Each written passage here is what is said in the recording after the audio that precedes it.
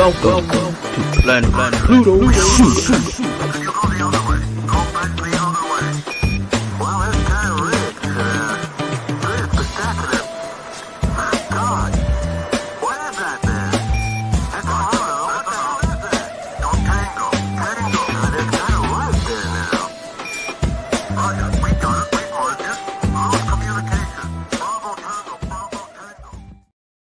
Bravo, bravo, bravo. Whoop, whoop.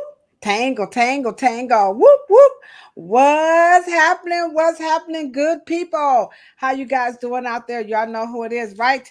It's me, the one and only, your home girl, Ladosha Wright, a.k.a. Key Lolo, is in the chat coming to you live and direct from Cleveland, Ohio, inside my YouTube room. And then right over here, bam! Y'all know who it is. Hit it, Cheryl. The one and only. That's right, guys. It's the Hair Oracle. And we got a treat for you guys tonight. We are about officially 54 episodes into Planet Pluto Pseudo. And in case you guys are wondering what the French toast and bologna sandwich is, Planet Pluto Pseudo. Planet Pluto Pseudo is a Pacific. Remember that we saw that video and they were like, Pacifically. Sure, like, don't do it. Specifically catered to licensed professionals in the barber and beauty industry. So whether you are a nail tech, an esthetician, a barber, a cosmetologist, a natural hairstylist, then Planet Pluto Pseudo is the podcast for you. Also, if you are a hair care junkie, a hair aficionado, and you are fed up with all the crap that's being, promulgated and infiltrated and misrepresented and presented and upside down, all of the crazy stuff about hair, then this is the platform that we are going to pretty much unpack and unravel and, just, be a source of information to help you guys, get the right information, get connected to the right people and all that other stuff that's affiliated with the professional world of beauty and barbering. And so I'm Ladosha Wright. I'm a real live cosmetologist working every day behind the chair. And tonight's topic is about the politics of Afro hair. And, Cheryl, man, I'm telling you guys, this Afro hair thing is so out of control. I'm really looking forward to our guest tonight, Miss Urker Coleman. We're going to call her Miss E, but I'm determined to not mess that name up. But if I do, y'all know, we got to talk about this. And as professionals, because I'm kind of running out of steam here, Cheryl. So I'm really banking on the Hair Oracle and Miss Urker to just really kind of have at it and really help us understand the politics and what could we be doing better or differently? I don't know what's a better word. And that's what we want to talk about tonight. So that's what this platform is, that's what we're here for. So with that being said, Cheryl, what's happening over in California? Hey. Sunshine. You have all this real fog in the morning because boy, Labor Day, boy, be cutting out the lights, boy. Labor Day is like, so then all of a sudden in the morning you're like, what the hell? And so now it's all foggy in the morning. And I always tell people, San Diego and Southern California has 4 seasons in a day. 4 seasons in a day, but they ain't got no damn snow. We got. I was there. I didn't say we had snow. Come on. Here we go. That ain't no. Come on now, y'all. San Diego ain't that. Oh, I ain't gonna even. If you know what, you know how I start the podcast, all right. San Diego gets cold in the winter. We do have a winter. Now we ain't got no Arctic like y'all got going on. You ain't got no North Pole. Now come on now, that's extreme. Listen here, where all my black people at? What's happening, black? If you ain't got no snow, then you ain't black. Remember what Joe Biden said? If you ain't vote for Joe Biden, then you ain't black. If you ain't got no snow in your climate and your precipitation, you gotta have some snow. And that's when you know you're cold. But we can go to the mountains. We can go to the mountains. Yes, ma'am. All right. Okay, we can go to the mountains. I don't know. But We can anywho, go on a ski resort. on a ski resort. Hey, I've been skiing before. You know, there's a black ski club. You know, it's very large. You know what I'm saying? I'm not a part of it, but I kind of like dressing up cute. You know, like I ain't getting on a little little bunny lifts and stuff. Cute, got little bunny slopes. Okay, so welcome everybody on Facebook, and of course everybody on YouTube out here in these YouTube streets. And then of course Instagram. Instagram is always down with us, so we are always excited to see our folks over on Instagram. What's up, little Miss Bossy? I see you in the chat. Oh yeah, congratulations on all the good stuff. I see you and Toddy. Y'all just all happy. The boys are growing up. What's happening? What's happening? My homegirl, little Miss Bossy. I don't know why you have that, because maybe I don't know that side of you. You're just so sweet. She's like little Miss Bossy. She's so cute. She's over on Instagram. I mean, she's an adult, but she's fine. But you know what I'm saying. I'm sorry, little Miss Bossy. I got to put you out there like that. I mean, you came on the live, so that's how it goes down. My brother Shannon's in the chat. What's up, Miss Kimmy? How you doing? So glad to see you. We got LB. I'm so glad you're feeling better. Yes, we're so happy for you. We're so happy to have you. Everybody was concerned about you. We had some phone numbers. We had some Kool-Aid and potato chips. You know, whatever you need, LB, you know, just come on and hang out with your cousins. You know what I'm saying? So we love you, and, you know, make sure you take good care of yourself. And this topic tonight, it's really because my mental health is getting compromised. You know, I'm just gonna tell the truth. You know, I'm getting a little fed up. Our book today, our book of the month is going to be called The Master Key System. Wow. Now, this is one of those self-help books. It's old as Methuselah, but it's a good book. Okay, so we're going to talk about how you can kind of think and talk and write your dreams and stuff into existence here. And like I said, it's an old book, but you know, when I bought it, it was new. You know, I'm gonna say, why are you reading that old ass book? I said, oh, I thought this book just came out. You know, that book so old. Right, each generation thinks that everything begins with their generation. You know, I don't know when it was first printed, probably like 1812 or something. And I think when the first press, remember when they first came out with the book press? 1912.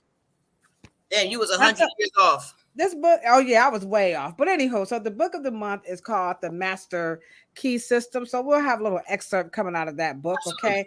And it is by Charles F. Hannell, okay? All right, so we got our wonderful guest. We're going to be bringing her into the chat. So you guys get ready. This is going to be a wonderful treat because as you guys know, Cheryl and I, we are so excited, amped, pumped, you know, geeked. Do people still say geeked? Mm-hmm. We geeked, you know what I'm saying? We pumped up about going up to the Beauty Under One Roof. This event is all about elevating your skill set in the industry of hair and barbering. And so we're about to bring in the founder of the Beauty Under One Roof. This event, I'm telling you guys, we're going to talk about it. And we're actually going to infuse what the event is all about into our topic, because I'm a little concerned and perturbed. And so without further ado, I want you guys to do what they ask you to do when you at the concert or at church or wherever y'all at.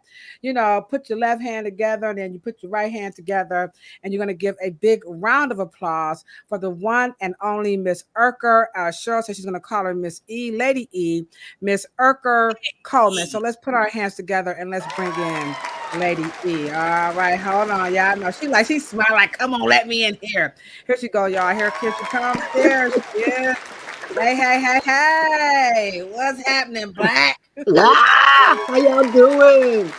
Hey, so I don't care what color you is. When you come into the chat, we're going to be like, what's happening, Black?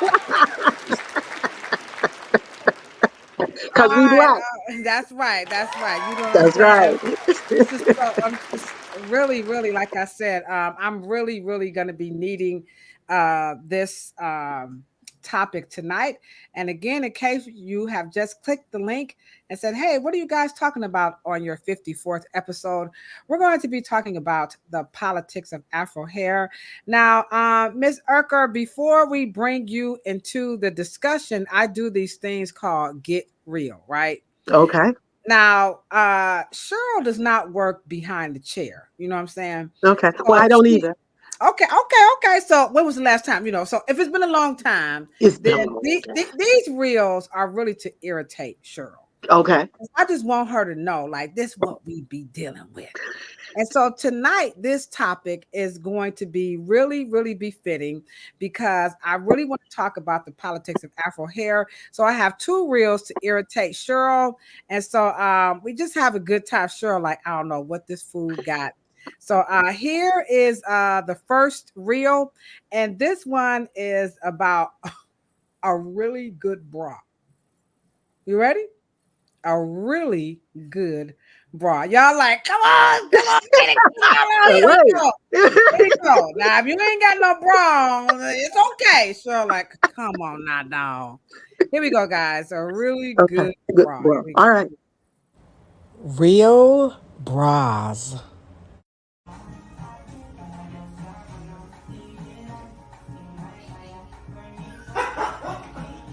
Hey, I don't know what's up with you today, but you really need to calm down. What?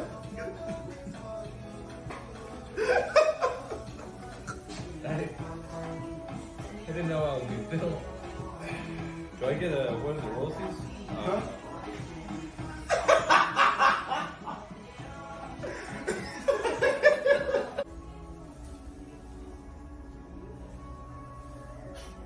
What's up with you, bro?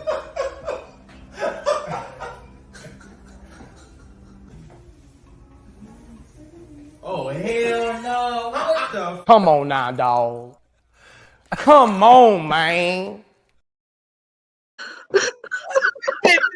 Wait a minute. And half of them could have used a training bra. You Half of them. They sitting up there. Wait. They sitting up there and got one muscle pec eye talking about. You gotta have fun at work. I'm sure all the barbers are loving that. You gotta do some funny things at work, and nothing like a really good bra, because those guys was like, we know what it is. But we don't know about it that way. They was like, I don't know about wearing one. is this my girlfriend's bra? Like, what's up, bro? You trying to tell me something? At least he had a real bra.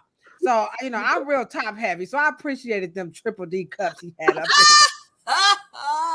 If you're in the itty bitty titty committee, it's okay on the Afro Hair Science YouTube channel. You ain't gotta have big boobs. She said, Miss Urkel said, give the itty bitty titty a round of applause. That was a bomb drop. Sorry. So if you have the, you're thinking we must increase our bust. Remember, Judy Bloom, we must increase our bust. So that was pretty funny. That was pretty funny. All right. So here's another one. You're gonna love this one here. Let me just go ahead on and put it up here. And like I said, I do these just to irritate Cheryl because she ain't got nothing else to do. All right, Cheryl. Here go one more. You ready? Here we go, guys. Get ready. Here's the second one. Real African braids. Don't mind me, I was just channeling my Himba tribe children braids. Literally right here. Aren't they cute? Come on now, dog. Come on, man.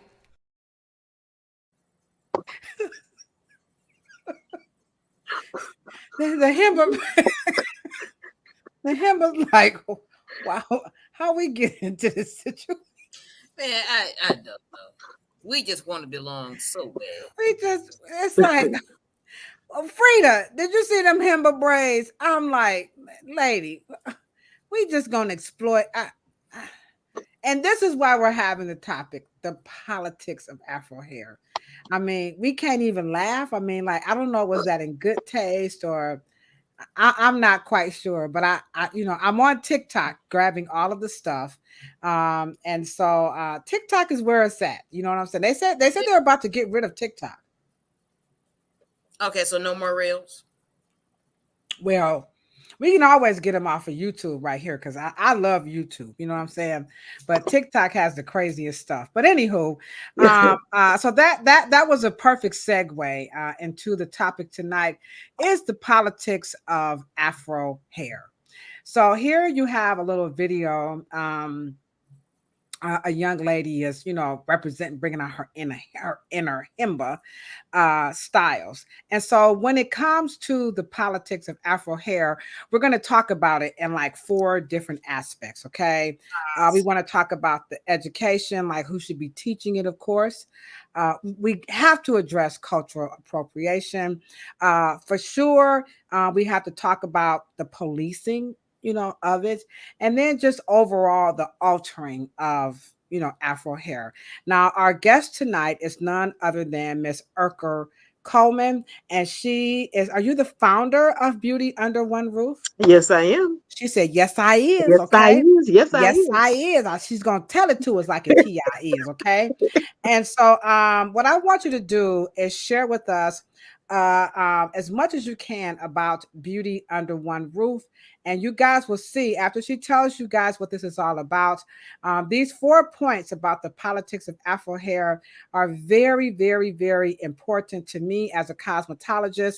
We do have some professionals in the chat. Again, let's a couple of shout outs before you tell us about yourself and Beauty Under One Roof. Big ups to Miss Weekay. What's happening, Jay, with your fine chocolate? Okay. We got Free Nelly at sbcglobal.net. We got our homeboy Theo. There we go, right there. Sure. We got San Diego representing baby. And of course, we got LB. Eileen, you done snuck in. You know what, Eileen? I'm gonna come and get you. What's up, Eileen? How you doing out there? Then, like I said, my brother Shannon's in the chat. And then we got Miss Kimmy Weeks also is in the chat. And then, of course, our wonderful family over on Instagram. So we appreciate you guys for joining us. So without further ado or to-do or boo-boo or abu, share with us a little bit about who you are, Miss Urker, and then take us right into Beauty Under One Roof, because I was calling it B-U-R. First, let me thank you guys for having me on. Like I say, I've been binge watching YouTubes just because I can't stop. It's like once you do one, they just kind of keep coming. So I've binge watched about 20 of them. Okay, so far. So far. Wow. But interesting guests, love the concept. I think you guys are doing an awesome thing here by bringing us on and letting us talk about the things that affect us and our industry. My name is Urker Coleman. Divided in half. Asked my mama about where the name came from. But I've been in the beauty barber industry for over 45 years. I am a licensed hairstylist. Texas no longer needs a cosmetology instructor license, but I have one of those. My career began behind the chair, of course, and then evolved into sales and marketing. So I go back to the Jerry Curl days. I was 5 when I started selling Jerry Curl. But so Jerry Curl juice out of the trunk of my car to Walmart, to Walgreens, and those type stores for a bit. And then met some people who were in the more structured corporate way of it, and started working for M&M.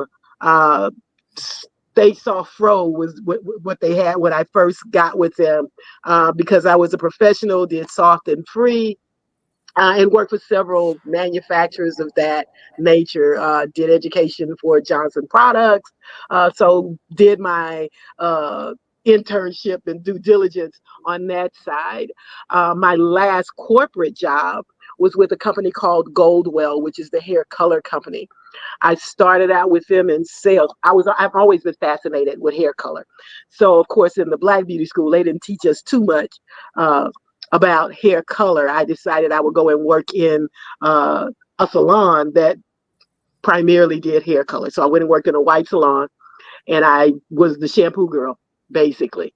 And what I did was volunteer to mix their color so that I could figure out how the color game worked.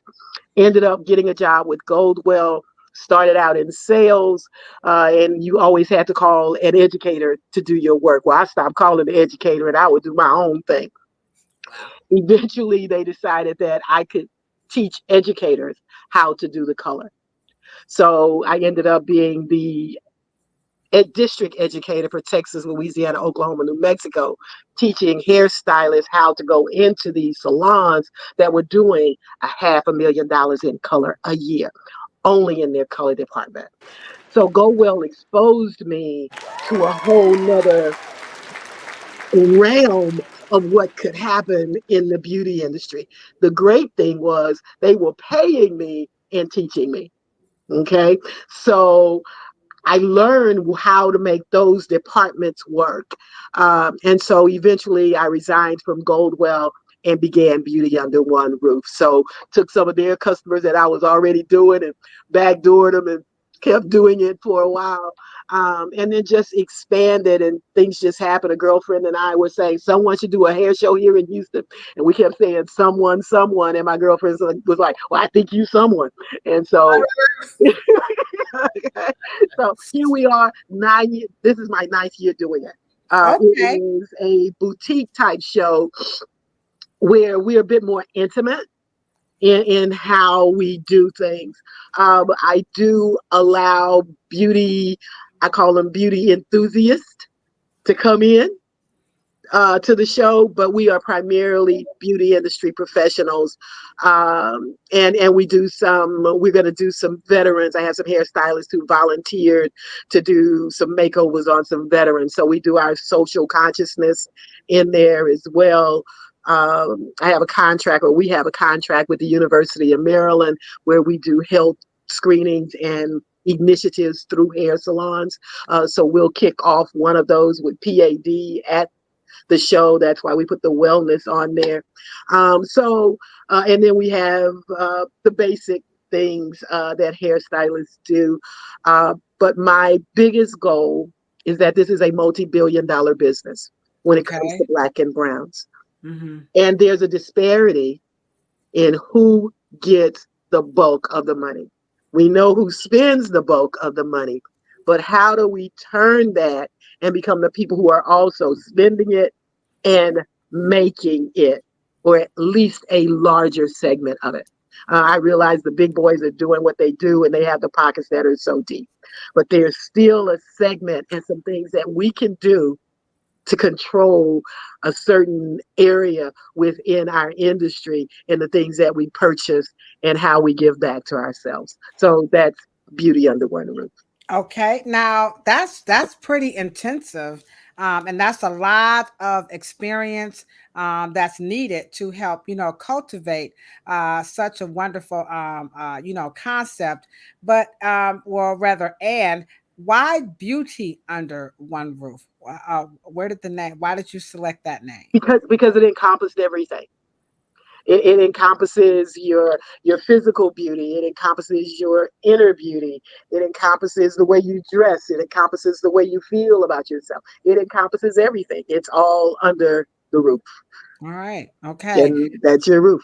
Right. So, all right. So there you have it. Beauty Under One Roof. Now, this is going to be held in Texas. Give us the dates. Okay. So again, in case you guys are just kind of scrolling on through, welcome to our 54th episode. And this is all about the politics of Afro hair. You are now listening to Miss Erica. I would say Erica. Okay. Miss Erica. I got called that all through high school. Okay. It's Erica. Okay. Her mom gave her that name, Miss Erica Coleman. She is the founder of Beauty Under One Roof, and she's giving us a very detail-oriented background and purpose of her initiative. So, so go just a little bit more into the concept of what you're going to be working on this particular, because you said you've been doing it for 9 years, correct? Mm-hmm. So what's the theme, and then what's the dates and all that good stuff, so people can what is it? Yeah, y'all need to be there. No, we have a copy of the flyer, I think. We sure do. Okay, go ahead. I'll put that up. Okay. All right, cool. So the concept is to empower us, to give out information, for us to work together in order to collectively handle business a little bit differently.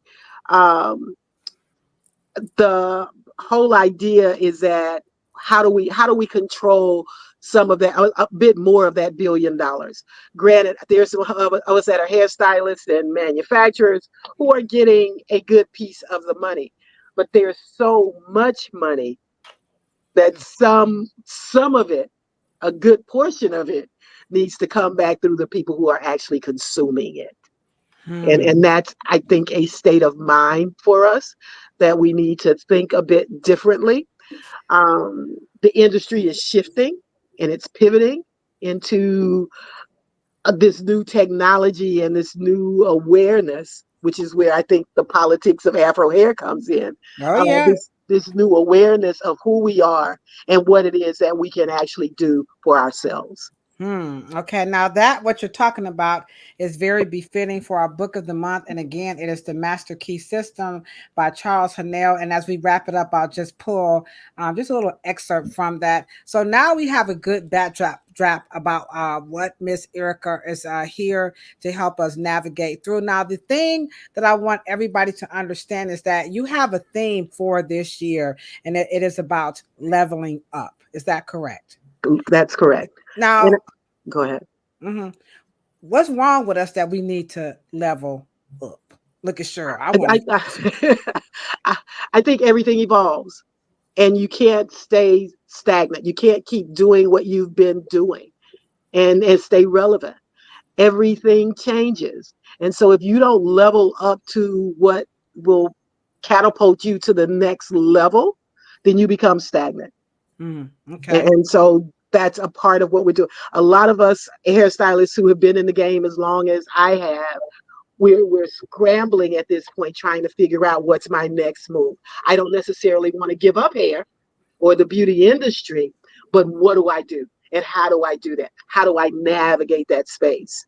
And so we're going to have panels talking about that. We're going to have panels with or talks with you guys doing, the product thing and then the Afro tech. There's so much, in my opinion, there's so much money in Black hair. And that's why they love us so much, because they see us as dollar bills. Okay. And there's nothing wrong with that because the dollars are there. All right. Now, Cheryl, as we get ready to use these videos to unpack this conversation, they're not in any given order of importance. They're just the talking points.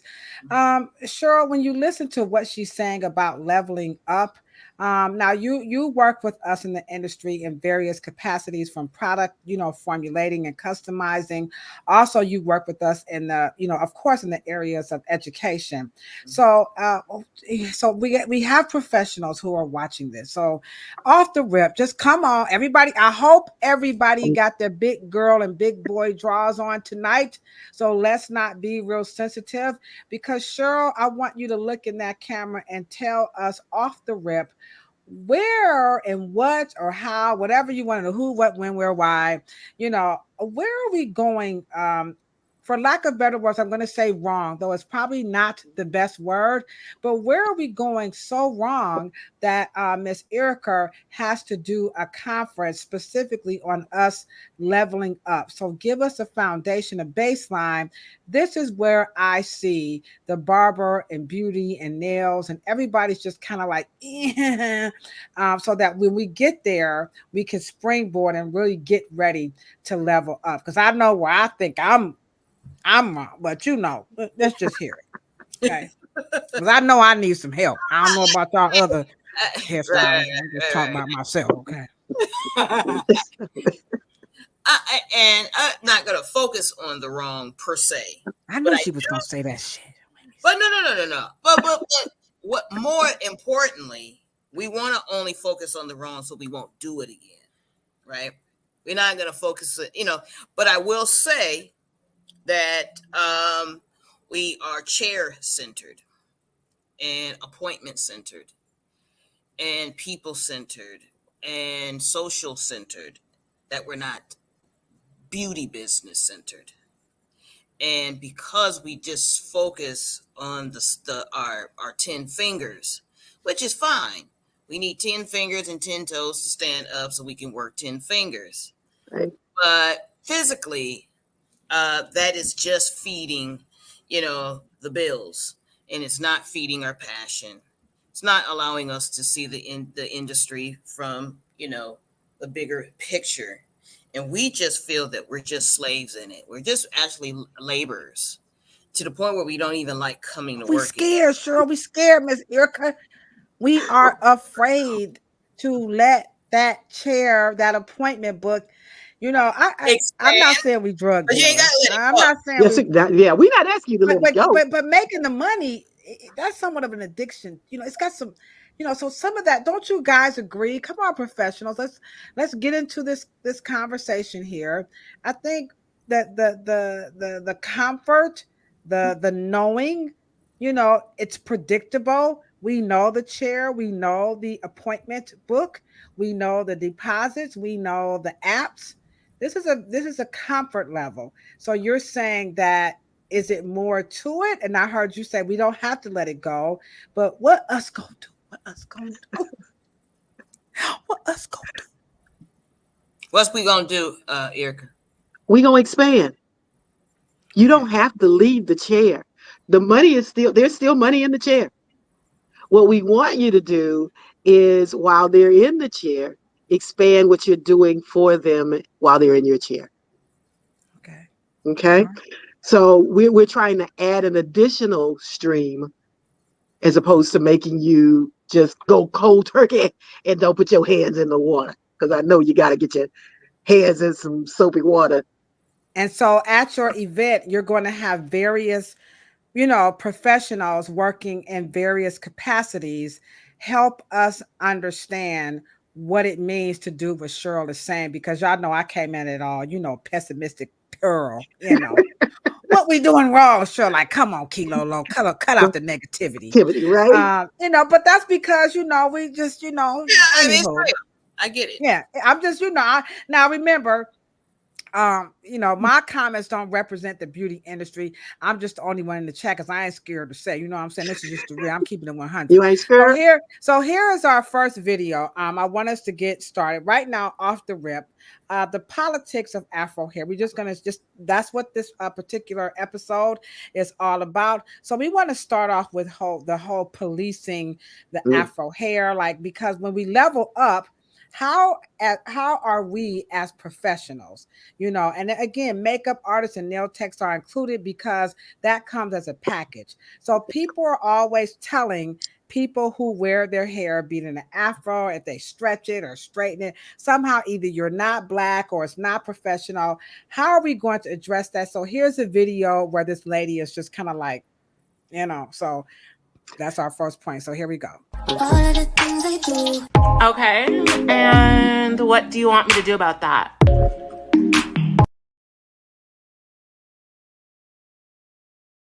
Right, so there's the issue. Our hair is too distracting.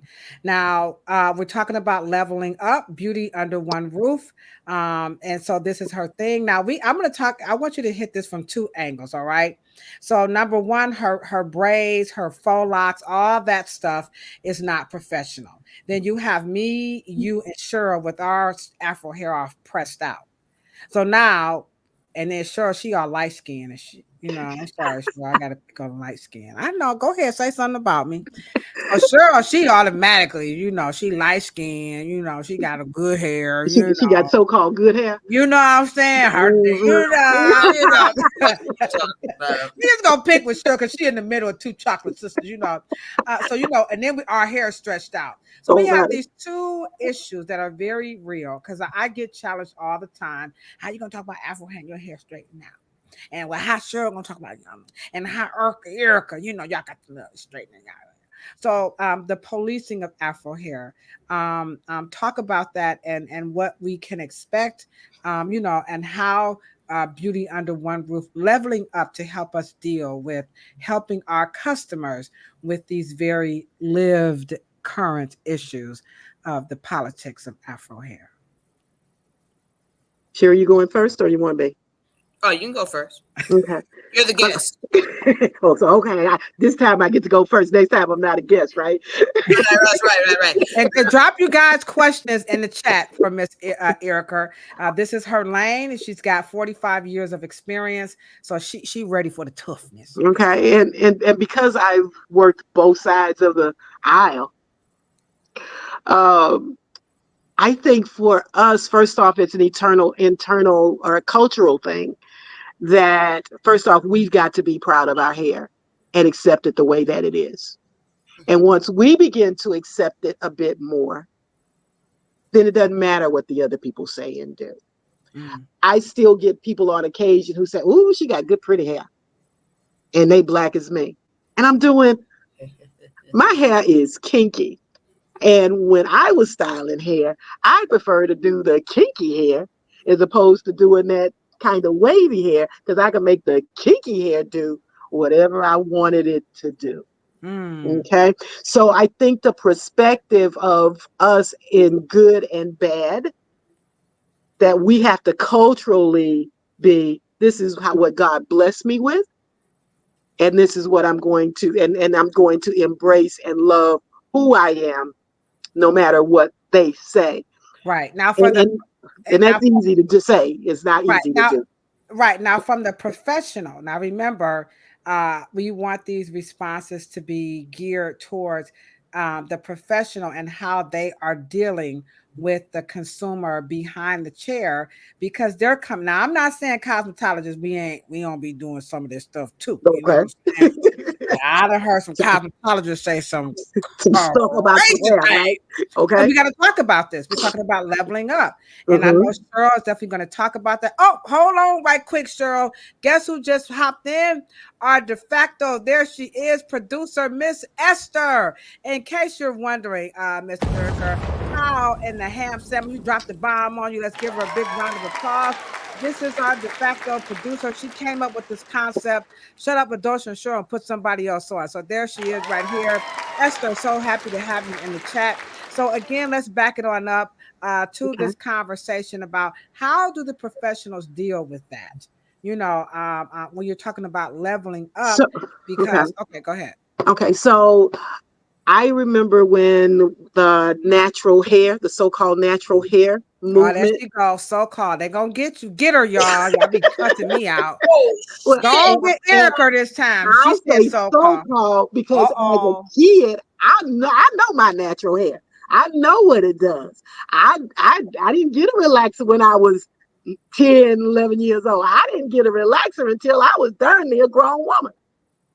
So we decided that there's some other things that we needed to do to manage our hair more. We didn't want to press or comb out the little girl's hair. We decided that we needed to chemically treat it. When, as a professional, I always thought that someone below 15, or what I was taught, someone below a certain age should not even get a relaxer. All right, let's pause right there, Cheryl. So jump in. That comment right there, under 15 shouldn't be cocking their hair, mess around with these chemicals. All right. And again, how are the professionals to really work with this whole issue of, your hair is distracting? How do we work with our customers around, well, you're altering your hair, how are we to work with that? And again, Beauty Under One Roof is happening this fall in Texas. And so she's going to give us the dates and all that good stuff of how you guys can get tickets, because she says it's time for us to level up. And this is the issue. I don't think we've leveled up on it. I'm just going to be honest, because I'm by myself. I recently was suggesting that one of my mom's assistants, right, has a little girl that was a tumbler. She's in gymnastics and she fell on her neck. And so I called my chiropractor. Okay, shout out In Touch Chiropractor in San Diego. And the first thing that I instinctively knew that children do not go to the chiropractor. And so I called Dr. Tapia, and she did ask me how old she was.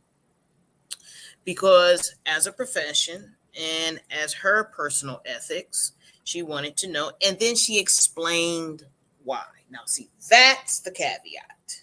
Okay. At the expansion of professionals, we have to be very well versed in the scalp. very well versed on when the maturation and the maturing of the scalp happens. And so when we give really concise, accurate, really sound reasons to the mother or the father, that makes sense. And then they say, well, okay, that is more of someone when they turn after 14. So she told me, okay, is she, 13 or 14? I said, yes. And she says, okay, we'll bring her in. We have to do the same thing. And leveling up is expanding our knowledge, which is our responsibility, but reaching into making that conversation and making that make sense to the parent, to the point where they say, oh, chemicals are not the fact that they're bad. There is a reason why chemicals are applied on adult scalps and adult people. And so that is that leveling up process. But to address the whole expansion, I think that when we come to a show like yours, Irker, that your vision is for us to talk to each other so we can kind of walk each other through if we have professional issues. But on the other, and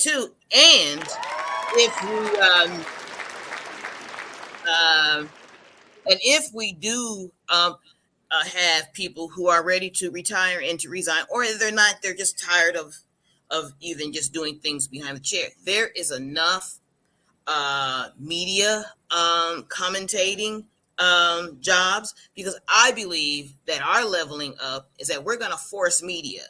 That if you guys want to put propaganda like the relaxer issue and this issue and that issue and this issue, I want you to call us, because there's some retired or other people, there's some people still styling, and they still have their media trained and they are ready to go on TV to address issues like my hair is distracting. So my whole point is, instead of, and this is part and parcel of the failure of the Crown Act, in my opinion, that we don't do town halls and invite white media, invite white professors in schools and principals and things of that nature, and to allow them to understand they have to explain distracting.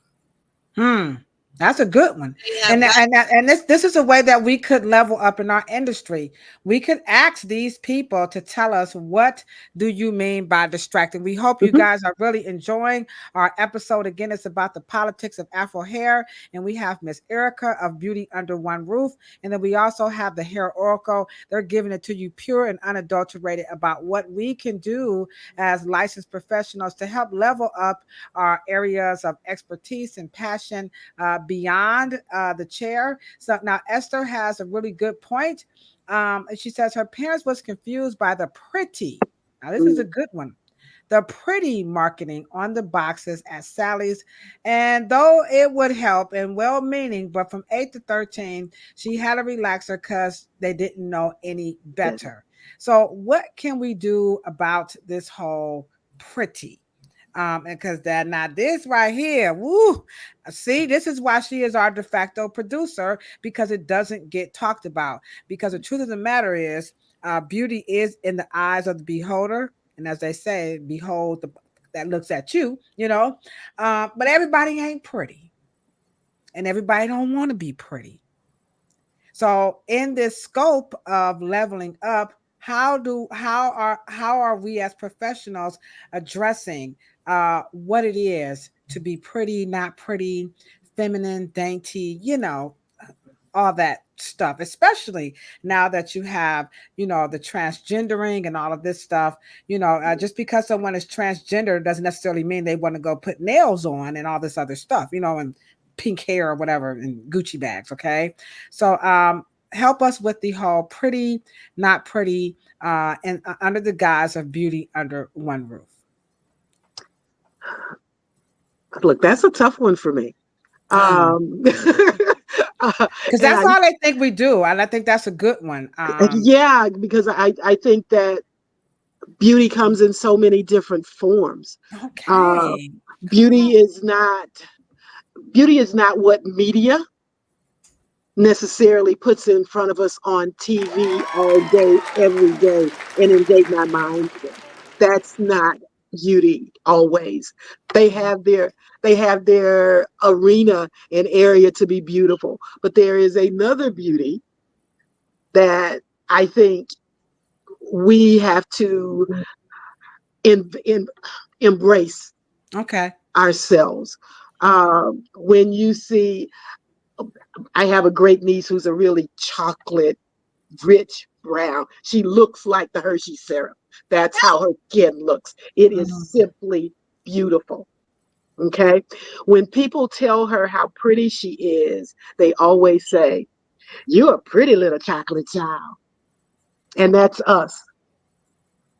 So when they see a little white girl who they think is pretty, they don't say, "Oh, you're a pretty little white girl."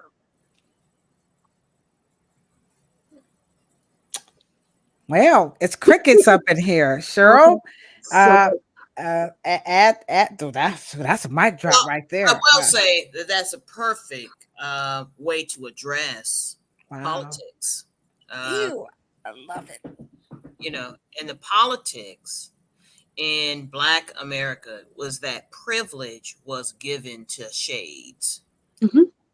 And that's the plantation once again. That's it. There's no politics in America without the politics of the plantation. I keep telling you guys.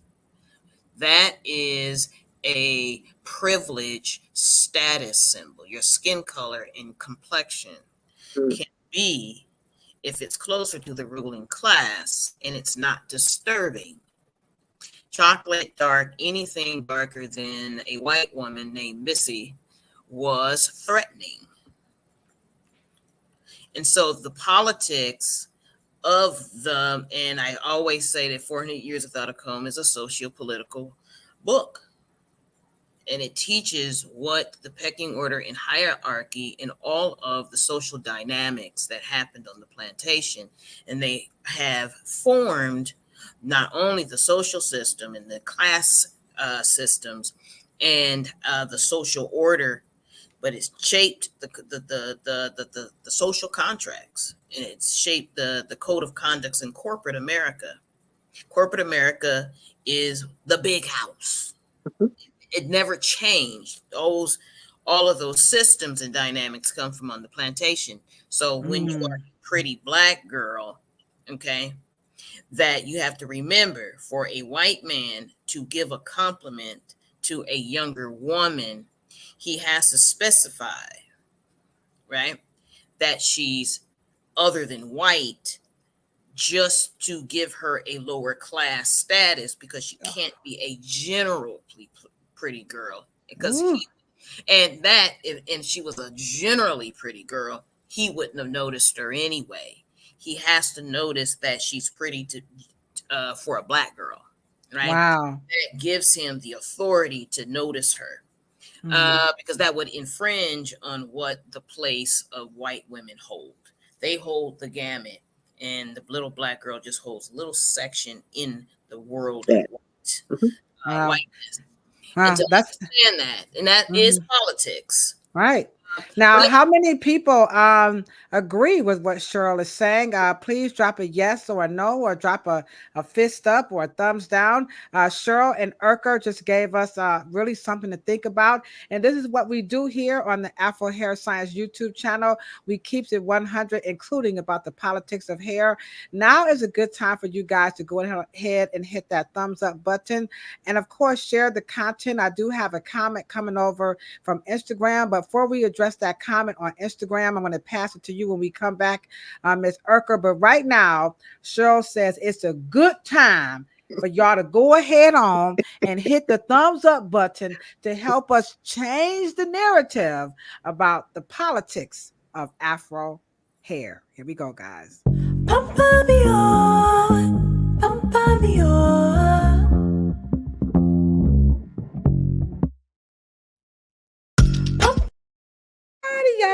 I'm telling you, I'm up under this light, and all I hear is wasn't it Nelly? It's getting hot in. It's getting hot in here. Now, Miss Urker, you know what? You hanging in here with us. This your first time. These questions is the bond. I told you this chat is not a joke. Okay, this is the platform where we keep it 100.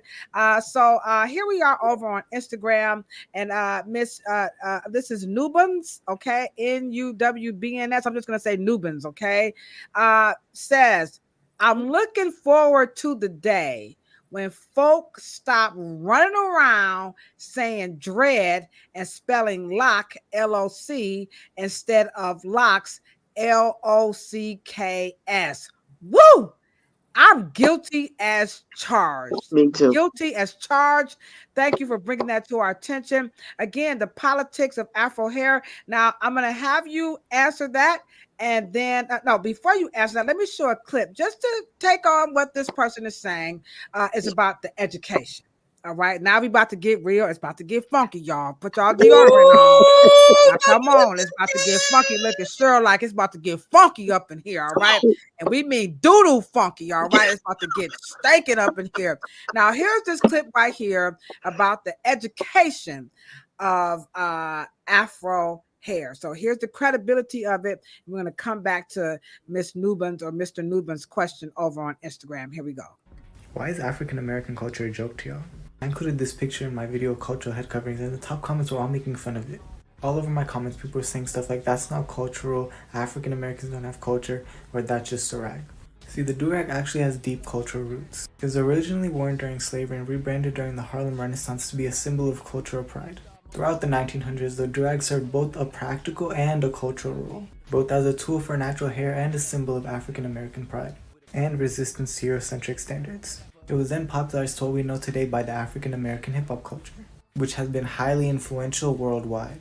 So why is it that this sacred symbol of cultural pride is being seen as a joke now? A big one is cultural appropriation. While black people to this day still get oppressed for wearing their culture, non-black people appropriate it without understanding the cultural meaning, and then turn it into a joke. I've seen this so frequently with AAV, music, dances, clothing, etc. Also lack of education and respect for African American culture, which is why you should listen and boost AA voices. All right, he came through. Now, the question, I'm going to read it again, and because I'm going towards how do we know who are the people that should be teaching us about Afro hair? You know, because he said some stuff that I don't know. He didn't source any of that. I'm not saying he's lying, but African American, we do have something separate from Africans. That is true. And so we need to kind of clear that up. And then let me read Miss Nubans' statement over here on Instagram. And I want you to talk about who's qualified or how do we, navigate who to trust when educating us about Afro hair. So here's the comment again. I'm looking forward to the day when folk stop running around saying dread, D-R-E-A-D, and spelling lock, L-O-C, instead of L-O-C-K-S, and I stated guilty as charged. I'm always spelling locks, L-O-C. So who should be teaching us about Afro hair, and how do we know what's legit? And Cheryl, I want you to answer that too. And let's see if the chat agreed with some of the stuff that you guys were saying. So take it away, Miss Erica. Look, I don't know. I don't know. I don't know enough history, I guess, on especially the lock situation to be to give a recommendation or have an opinion on which way it should be spelled. She may know, she may have done some research and maybe it translated from, the mother country and that's how it's spelled. That part, I don't know. Okay. I don't. Okay. And if it's the K on it with the S, I'm guilty. I do L-O-C-S. I don't do L-O-C-K-S. I don't put dread in front of it because I just don't like the word. Okay. All right. Okay. It's getting hot. I keep telling y'all hear it. It's getting hot. It's getting hot. Woo. This ain't no regular podcast. Okay, sure. You got to take it away. Who should be teaching us about Afro hair history? How do we know? Should we be on TikTok and listening to these reels and people with these what they call them, green screens, and because he sounded really like the Sound like you knew what do-rag. he's talking about. Yeah, that the do-rag is from Africa, and it's just white people wear. I mean, I don't know. So, okay, Cheryl, take it away. Let me say this. Let me start with saying this. Because hairstylists and as we're talking about expansion, the expansion should be from barbering and hairstylists to instructor education or structure education in being an instructor, because we deal with so many cultural differences and we deal with so many different hair textures. I do think the elevation process should be done to a hair history education. One of the reasons why Dr. Morrow wrote 400 Years Without a Comb is to give us a deep dive into language, into culture. We don't mass especially when we're studying culture, we don't mass all Africa together because they're 54 different. But are we kicking out the PhDs? I mean, shouldn't this be? I mean, I'm just saying, y'all. I mean, should council and let me just say this: we ain't no scholars right now. I'm not interested, and I'll be honest with you. Okay. I'm about to mute my mic, y'all. I hear it coming. I'm about to shut the hell up. Here we go. I'm not interested in ambiguous cultural history on a collective of Black people, because that's when we get in trouble. But I do want to address. Wait, could you got to repeat that? Say that again, because I'm like this. Hold on. Here I go, Cheryl. What you talking about, huh? Break it down. Say that one more again for us. Look, I'm on the yellow bus. As a beautician, hairstylist, I am a study of ritual as I see individual, cultural, tribal, ancestral people. I'm not interested in getting in what white folks deem appropriate, and they can't even get it and see me as a person. I'm not interested in anything that's accredited by them. So I'm not interested in anything acceptable that in terms of being taught, in terms of any collegiate level or anything. I'm not interested in that. What I'm interested in, because if that's the case, they would have understood that the word dread is a socio-political word given in a war between Ethiopia and Britain. Okay? So when you deal with white folks in terms of colonialism, you do feel a sense of what they call dread. And that's where the word dread was attached to their persona, their body, and their biological and their social-political liberties being locked down by Great Britain. Therefore, you get the LOCK.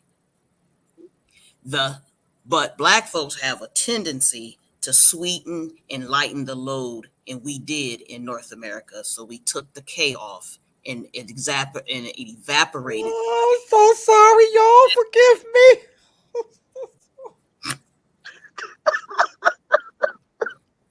Oh, Lord, I'm just guilty. Okay, but that is to secularize it, to commercialize it, and that is what Black Americans in the continental U.S. do to painful issues. We make wouldn't that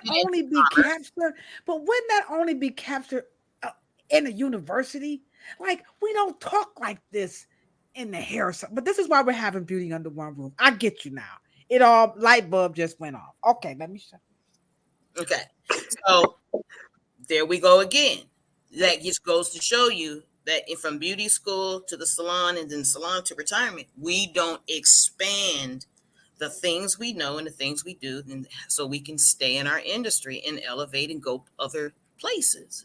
Because this is what the African American study professor, what they call them PhDs, them doctors, and not knocking them, But what I'm saying is that you have to be exposed from a beauty perspective to get into the very nature of ritual, the very nature of tribalism, the very nature of what things mean, what is with hair and the Afro science, because at the end of the day, this is how we start getting into bad legislation because we don't know what we're talking about.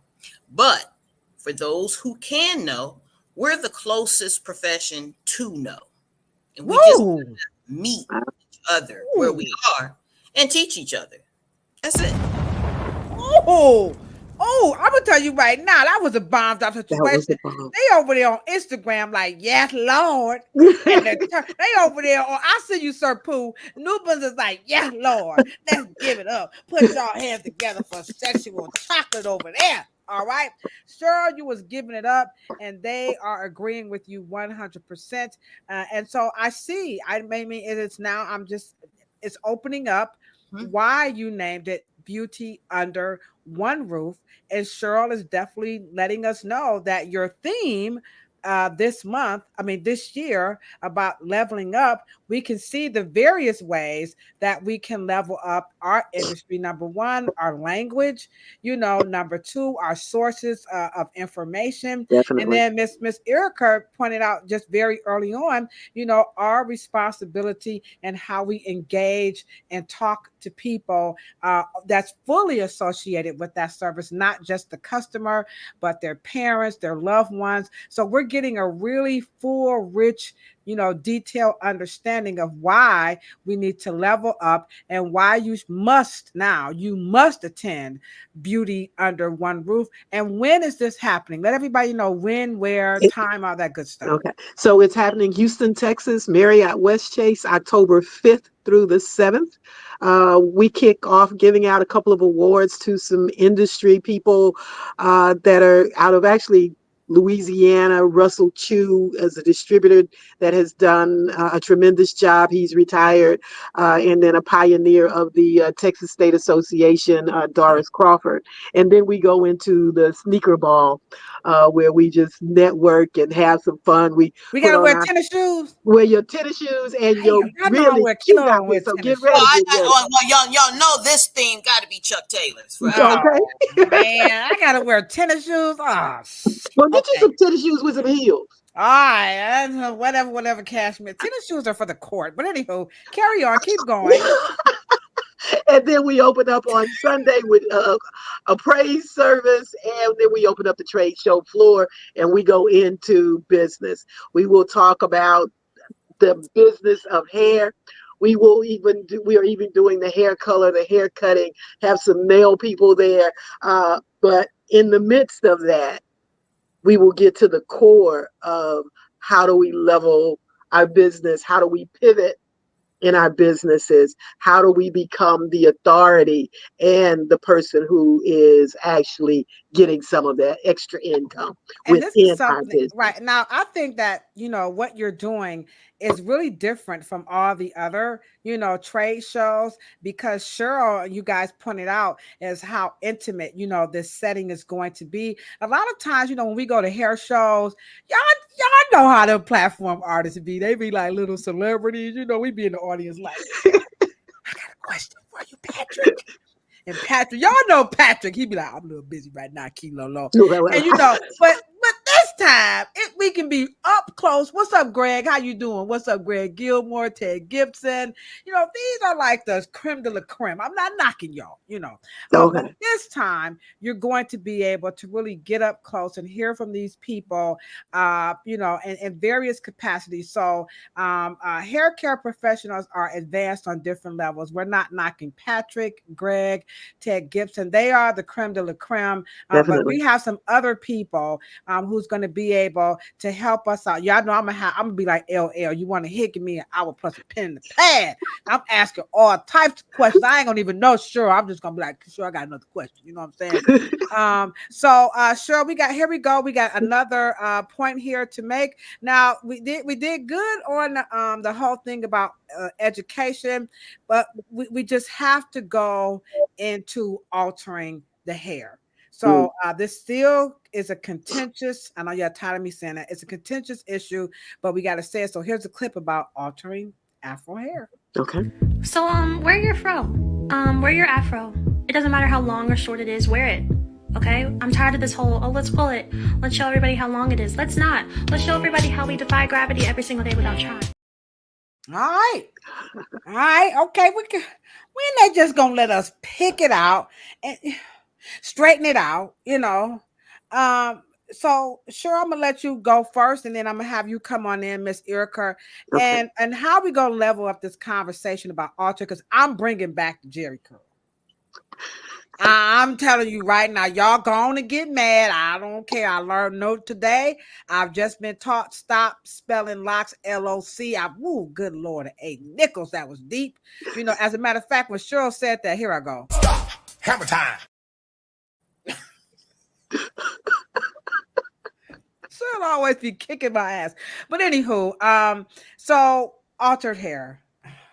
How are we gonna level up this conversation about give them a glimpse into it, because it's still a contentious topic. Like she said, why can't we just pick it? We gotta color it, you're altering it. Don't color your afro hair. Damage it. One of the things I've never understood, and if anyone in the chat could answer this question. All right, chat, answer the question. Okay, let's say if we didn't have no hair, right? Right, let's just say if we didn't have hair, right?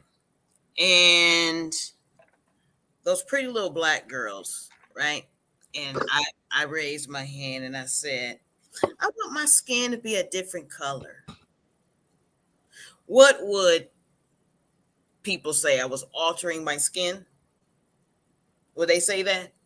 Why are you altering your skin? You want to be lighter. You want to be, something that you're not. You want to be. So is it now? What if I wanted to turn darker? You want to be a jigaboo. Gotta be darker than you. Okay, so what if I wanted to be darker? What would black people say about that? Would I be assimilating? No, I'm asking. Come on, y'all. Would you be assimilating if you want to darken your skin or lighten your skin?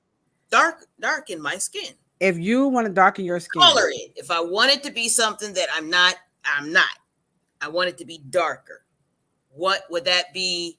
Me still assimilating and altering my skin? We can say, yep. Yeah, that would be a similar. If you want, I don't know, because you already black. So I understand that, but what I'm trying to say. Well, no, Donald Trump said you have. Wait a minute. Erica, what is she? Half Willie, half Morrow. I love you, Dr. Morrow, but I had to go there. You know what I'm saying? Because Dr. Morrow hair different from Cheryl. So what is Cheryl? Okay. Now, and the point is not to drag it. She said that's what people would say. People would say, yes, you are trying to be something you're not. Right. I'm just, but it would be personal. I'm just trying to be something I'm not. But I wouldn't be trying to be white. I wouldn't be trying to be black. They would not put all of the socio-political, since this is the topic, they wouldn't put all of the socio-political heat and smoke on it, right? My point is that for some reason, the coil, the nappy, the crunchiness, the hardness, the tough. Potato chip. I call it potato chip hair. Okay. That is the only phenotypic feature and trait of blackness that identifies a black person.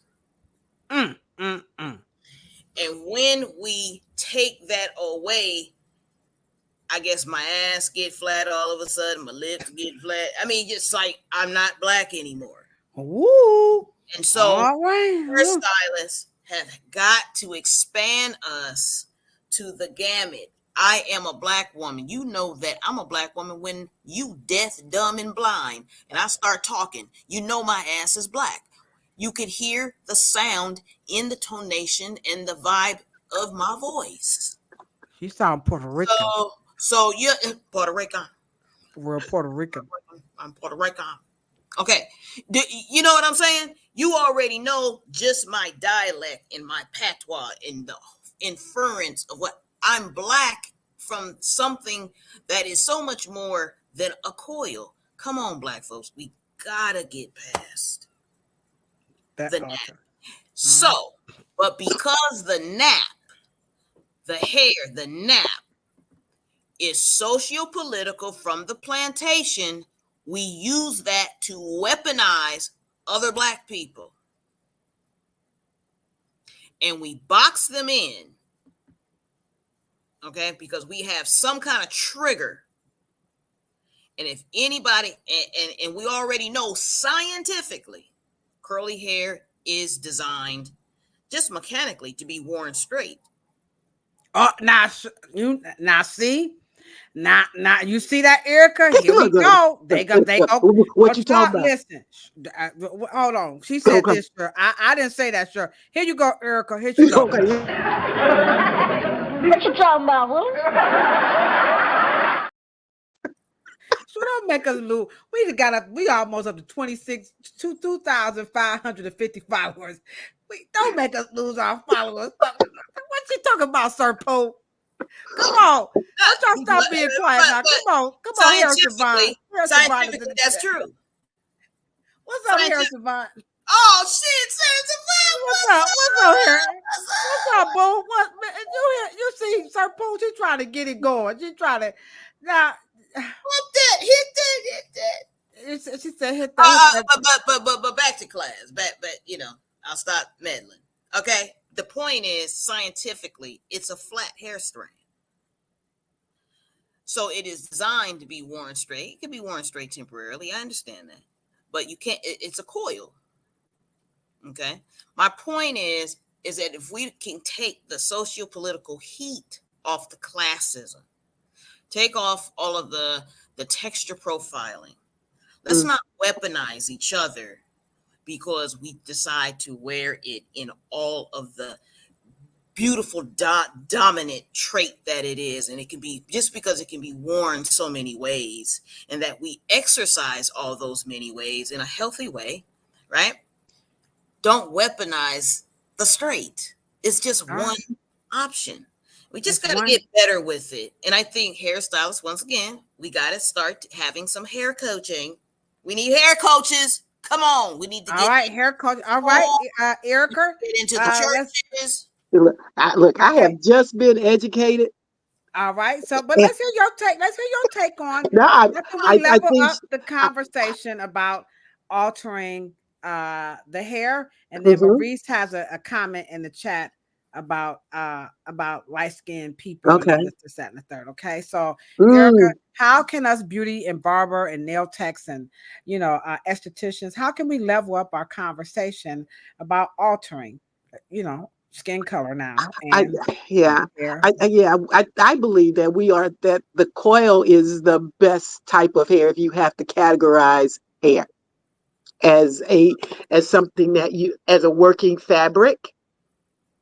If you have to look at the different fabrics of hair, and as a stylist who navigates that landscape, a coiled hair gives me a more versatile fiber than that. How many licensed professionals agree with Miss Erica that your coiled fiber gives you more creativity, fluidness, and all this other, stuff to manipulate the fabric? How many people agree with her? So keep going on your take about leveling up and helping us with this conversation about altering this fabric. Yeah. So if someone with coily hair decides they want to wear their hair coily, that's one way of wearing it. They can go from that coil to a straightness and still have integrity in their hair. It's our applications and our products that we're using that tends to disintegrate the fiber itself. Okay, well, Okay. so they're in the chat saying, hell to the yeah. What's up? Nobody's over on Instagram going like, I'm telling you, it's church going. I hope to meet you in person because you're like, yep, I agree. Ours for Pooh, they are in the chat like, your word to the mother. That's very interesting. Now I'm gonna be honest. I'm just speaking about myself as a cosmetologist. I don't really think I've given that much thought. But you're giving valid reasons of why you feel that fabric is okay to alter. But the magic word that you and Cheryl are saying is that you have to do this with responsibility. Maurice Smith, this is my big brother. He says, growing up, he witnessed light-skinned people getting treated differently from darker-skinned ones. They're the first to get chosen for everything.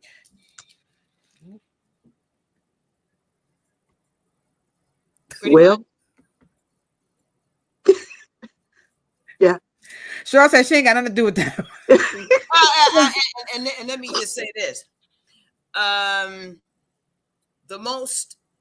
problem with that is that when we talk about it, let's say like, us, right? You black people notice it, but white people don't notice it, right? You guys have got to understand Afrophobia is real. Okay. And Afrophobia is the next sequel to 400 Years Without a Comb. It teaches us why black triggers the ruling class of classism. Like, why does it trigger? We ask each other what we are going to do, about racism. What are we going to do? And we don't really understand it. It's not our creation. We don't really get it. We really, we understand tribalism. We do get that. But when you're talking about social illnesses like all isms, and especially the ones that are part of the Western world, we don't have any answers for that. Yeah, I couldn't understand why Donald Trump was talking something. Kamala ain't black. But hell, y'all the ones that invented the one drop rule. We didn't come up with that. I was just like, I'm not understanding why even are black people saying it? This is not our stuff. So in America, if you got one piece of black, you black. So, but we ain't got nothing to do with that. Y'all said it, so we like, I guess. Yeah, and then on top of that, just to cap it off, and I'll be shut up. But that is us working out what the standards are going to be for corporate America to deal with dress codes. Where the standards are going to come from the beauty industry. The standards are going to be when you guys need to do DEI and uniforms and dress code. You need to come into the beauty industry to understand the psyche of people. Okay, we talk to them. They're our customers and clients. So that's why even the choruses at shows like Beauty Under One Roof, they need to get a lot more aligned with the socialism of what's going on in our country. And so, and that's why, and then of course, we'll get and we'll be able to address and talk to magistrates, judges, and attorneys so we can fix the Crown Act and make it created and all those things. It's coming from us. And I think all right, now how many licensed professionals in the chat feel like if you attend an event like Beauty Under One Roof that's going to teach you from professionals within the industry how to level up, how many of you guys feel like you would be comfortable with training and teaching judges and doctors and attorneys and all these other people, superintendents, all of these big decision makers about understanding Afro hair and dealing with Afrophobia? Our last point, and Miss Erica, I want you to take this away, is all about cultural appropriation. We've got to hit it. And before we wrap it up, so here's this clip about cultural appropriation. Hair braiding is a huge culture in Black culture. How do you guys perceive it? Oh, sorry. Whoops, hold on. Whoops, I hit the wrong button. Sorry. Hair braiding is a huge culture in Black culture. How do you guys perceive it as being performed on other ethnicities? There's definitely a line. If someone was to get like 2 braids, I think for the most part, like a lot of people are okay with it. But when it comes to like doing like the Black tribal hairstyles, tribal braid styles, like that's kind of when it's like, that's when a lot of people will take offense to it. People outside of the culture mainly do it for the look and not really understanding the history behind the styles. People who don't have Black hair, a lot of these styles aren't really fit for their hair too. I feel like you definitely need to have a certain texture to hold certain style. I usually wouldn't recommend like a heavy braid style on someone who's not Black. Okay, hairstylists, natural hairstylists, barbers. And then we have our veterans, Miss Erica Coleman, the founder of Beauty Under One Roof, and Cheryl Morrow, aka the Hair Oracle. They're going to close us out with this whole thing around cultural appropriation. Now, I don't know if she was a cosmetologist, but you can address that. If you want to clear a little bit of that up, we would love if you could do that, Miss Erica. And then also, how do we level up the conversation about cultural appropriation? Now we have transracial adoption, we have biracial children, we have people coming in and everybody like I met with a Puerto Rican sister who said that she teaches at a Catholic school, right? And she said that all of the Puerto Rican girls do not want to show that they have a different texture from, the Black girls, so they wear the box braids because they don't even want people to know that they have a different texture. So now I'm not saying that's cultural appropriation, but these are the things that people will say, oh, they just trying to take our culture. We started the dookie braids, we started the knotless braids, and this is African Americans. So help us out with cultural appropriation, and can people with certain textures, and what she was saying, if you don't have Black hair, then you can't wear Black hairstyles. That's her opinion. She like, ooh, Ladosha. So, my opinion. I'm doing a Cheryl. This is my opinion. Okay? Like cell phones. Everybody has one. Come on, baby. Yeah. Like cell phones, huh? I think for the most part, a lot of us don't know the history and in the braiding or the cultural aspects of what we do with our hair and where it came from. As a race of people, we are always the ones who they copy. They take our music, they take our dance, they take our fashion.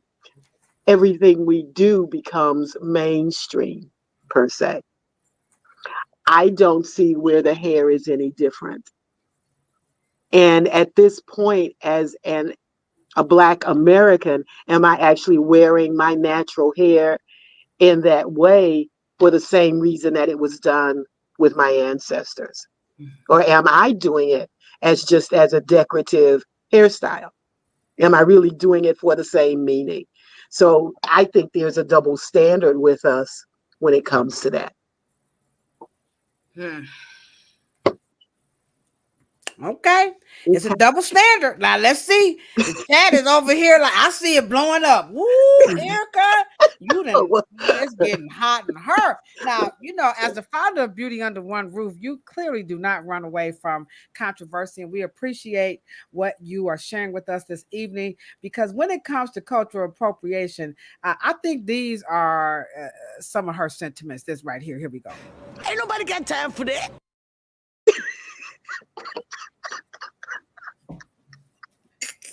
I like you, Erica. I can't wait to meet you. She's crazy, just like us, Cheryl.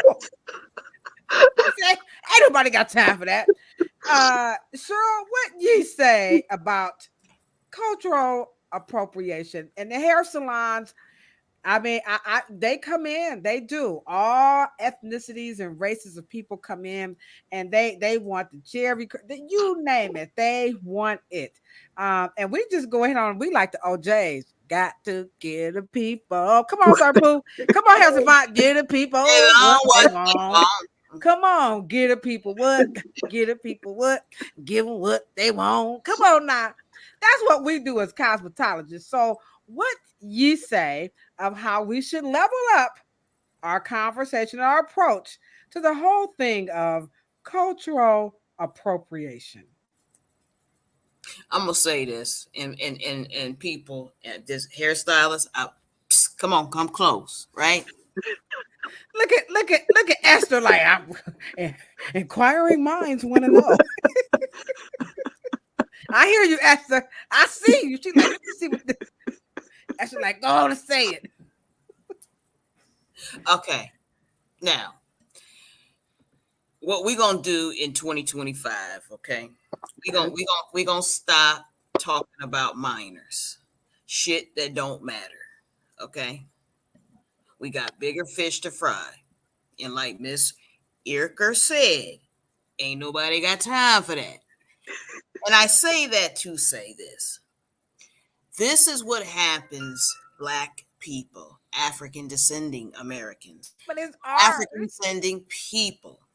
I want to say this. This is what happens when you're first. Every subsequent little sister and brother want to wear your shit. Okay? All right? They want to do what you do. They want to do how you walk. They want to do how. Stop complaining. Okay? Right. Problem with it is, okay, now, with that on the side, we have to understand they're not stealing it or misappropriation, and all that bullshit. They're not doing it per se. But you said that when you wear those braid styles have meaning. So if you do that and you don't realize that, aren't you really violating the essence of the culture of the braid, of the Bantu? Right. And I'm like Miss Lady E. Half our asses don't know no history about no damn braids. Okay. But we need to stop. Okay. So with that being said, because it didn't sound like the woman in the video knew either. And Miss Fatu from the Gambia, West Africa, came the Afro Hair Science Summit and told all of our American continental North American Black behinds our asses was wrong. She did. Okay, now she said it. All right. So when you say French braids, there is not a place in Africa called French or France. It's in Europe. Okay. They was wearing them. Now, big sister, big brother. If we were wearing them first, I understand. But you can only take the secularness of a hairstyle, not the culture. So it's not cultural appropriation, because Black people have even taken shit that Africa don't do when it comes to braids. We took it to a North American level. Okay, we put a red braid, and then the rest of them blonde, and then we do this, and we do that, and we do this, and we do that. Locks did not basically start secularly in the continent of Africa. It was really the Caribbean. My point is that, come on, hairstyles, we got to get our people to move progressively and move forward. Our job as Black people and Black hairstylists is to make sure, not that they copy us, but we make them pay for it. No, did we lose her? No, she'll be back. Oh, okay. Yeah. Our job is to make them pay for it. We have to put the value in it. We got to put the value back in what we do. Make the world, make Europe, Asia, Latin America, and Canada, and the rest of the Caribbean, the whole world, make them pay for it. Let's put the value back in it. Not that they can't, enjoy it. I mean, because I think Blackness is so valuable, I would want to copy it too. Come on now, stop that. I'm like you, Lolo. Damn it. Come on now. Stop it. Come on now. Come on now, I'm going to tell dog. you right now. We are not misappropriating no pizza because we want to have a slice of pizza. We like pizza. We like going to Milan. We like Fashion Week. Come, that's minor things. Okay. All and right. we share. We are of African descent. We are the greatest friends of liberty. We have given. We have the largest inheritance on the globe. Let's share it. But let's add some value as well. And I think that is the issue. I think that because people don't value it and we don't get the first bouncing dollar and the second bouncing dollar and the third bouncing dollar. And I think that kind of like hurt our feelings in some kind of way. So we start whining about a minor that we really actually wouldn't give a shit about if we were getting the lion's share of the commerce. And right. I think that is the issue. Right. And then also, as we wrap this up, okay, Miss Esther says that don't forget, guys, as licensed professionals, if they want a service and we're like letting our isms and all that stuff get in the way, our phobia, she says what you're going to do is you're going to give the money away because they're going to go someplace else and find somebody who's going to actually do it. And remember, this is a profession, and Sweet Brown has affectionately reminded us that in all reality, it is true that nobody has what? Ain't nobody got time for that. All right. So Erica, she summed it up. When it comes to cultural appropriation, leave that conversation right there where it belongs and let them talk about it. And we do what she said.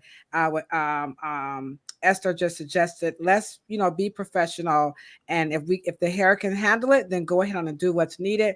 Miss Erica, would you like to close us out? Just your summation about the politics of Afro hair and those 4 aspects. What do you see just overall when it comes to this whole politics of Afro hair? What can beauty under one roof do for us as licensed professionals to help us? What can we look forward to really help us navigate? We have a whole month because voting is coming up and all this, politics is very real. So what truly, in case we're missing something, that your event can help us out? I think we need open minds so that we can think a little bit differently, come not saying this is the way, and just pick up some things that will help you expand, will help you think about things in a little bit of a different perspective and come at things a little bit differently. Again, everything changes. And so how do we change and make it better for our industry and for the people we serve? All right, so you're asking everyone. We're going to be there, and Cheryl wants me to give you a round of applause, which I agree, is that when you come to learn something, it is imperative that we all come with open minds. And I agree, it is time for us to level up. I think your theme is very befitting and it's needed. And Cheryl and I, we're very honored, to be a part of that. And we feel that even hosting a podcast is a wonderful way to level up. We are going to be going live there, talking to people, just having random conversations about leveling up. That's what we're going to be going live talking about and hearing from other professionals. So we appreciate the opportunity, and big ups to you for that's a powerful thing. I mean, you have to be bold talking about leveling up to people who have all these years of experience, and some are going to be new, or in the middle. So we appreciate that's a very bold theme. And can you share with us those dates again? Okay, October 5th through the 7th, Houston, Texas. Y'all come on down. Look, it's all right. And I'm going to drop that link in the chat so you guys can click on the Eventbrite and get all of the information to learn more about Beauty Under One Roof. And Miss Erica Coleman has been so kind to help.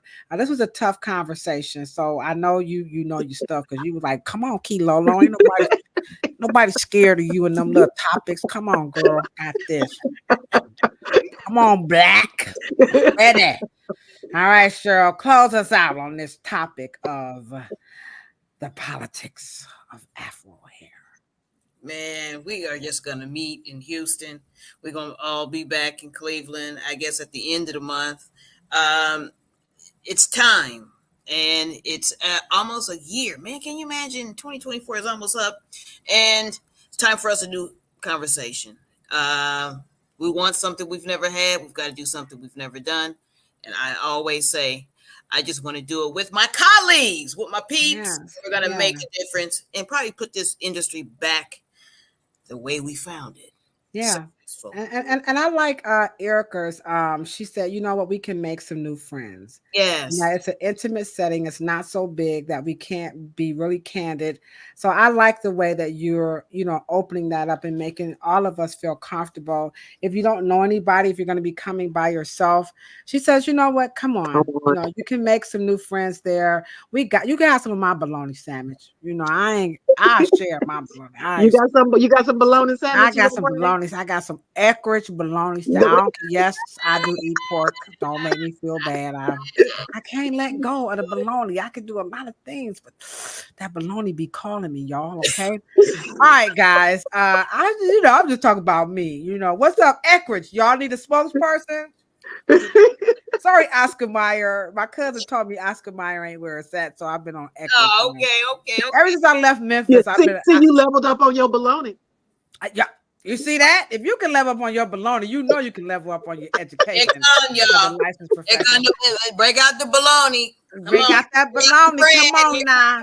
They're like, I ain't eating no bologna. I know y'all. Hey, big ups to all the wonderful people over on Instagram. Nubans, I don't know who you are, but I love you so much. You just really helped hold us down. You and Sir Pooh, some wonderful people. 2 Chocolate Drop. Woo, good Lord, that's a good name. TJ Strong, how you doing over there? Dance Motive, that's a good one. Just some wonderful people. Me, myself, and I 216. Man, you never come with the De La Soul. That's why I like that on Instagram. And then, of course, everybody here on Facebook and, of course, YouTube. We really, really appreciate you guys. We're going to be back next week, and we're going to be talking hair and politics with Waverly Willis. Now it's about the time that you guys are going to meet the one and only Waverly Willis. Me and Cheryl be talking about him all the time. So you're going to get a chance to meet him. And we're going to be talking about voter engagement. We have a history of doing this in the barber and beauty industry. And so Waverly is going to talk with you guys, specifically salon owners, independent contractors, everybody, employees, whatever, barbershop owners, why we should be doing some helping out with voter engagement. And so I know I'm doing my part. Cheryl is doing her part.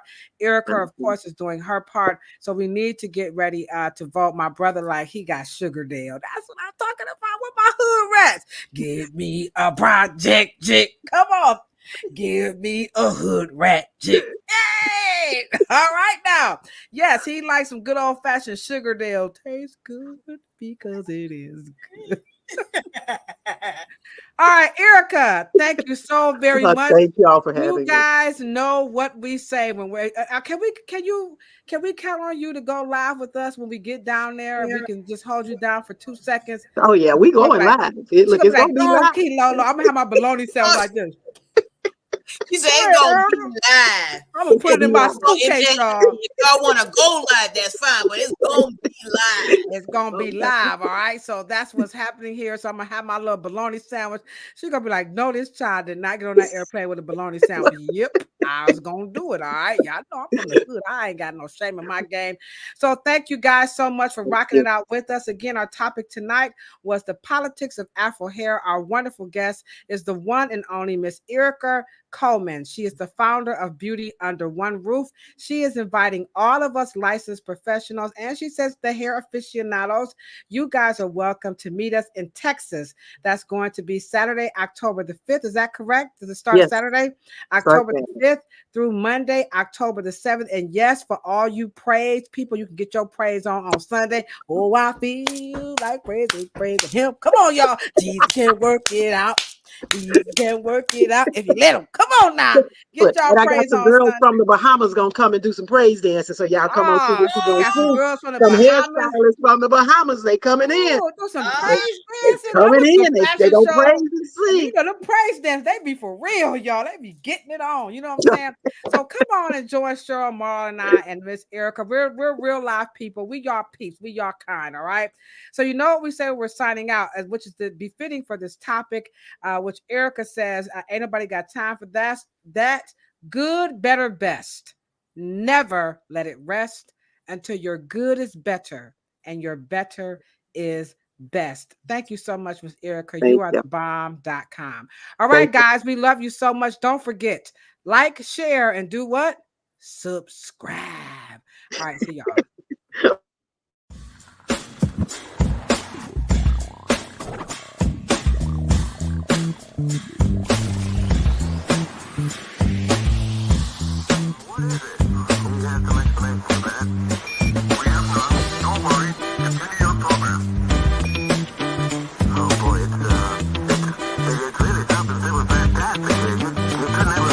Welcome to Planet Pluto.